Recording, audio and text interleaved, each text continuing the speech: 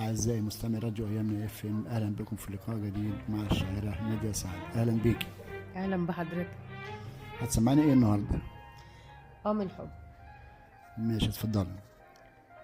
من الحب، واللي قلبه بسرعة يحب راح يتوجع أصله. طب راح يفكر يشغل باله ويسأل نفسه ايه اللي جراله.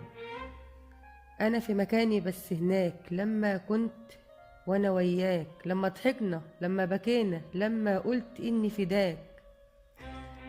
من الحب واللي قلبه بسرعة. طب خطوة بخطوة كنت معايا، فين رايح فين جاي هوايا. أنا قلبي موجوع من دنيا وتفكيري فيها حكاية.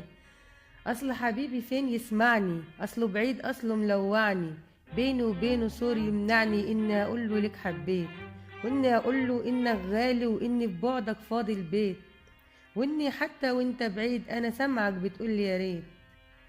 من الحب واللي قلبه بسرعة. طب خد إحساسي أهلي وناسي، واللي في بعده ليا بواسي. عايز إيده تمسك إيدي وتشدني من دنيا مقاسي.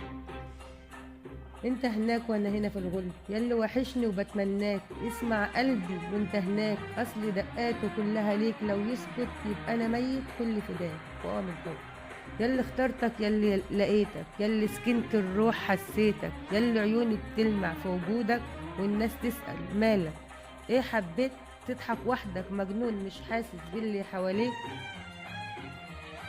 من الحب واللي قلبه بسرعة. طب سيد.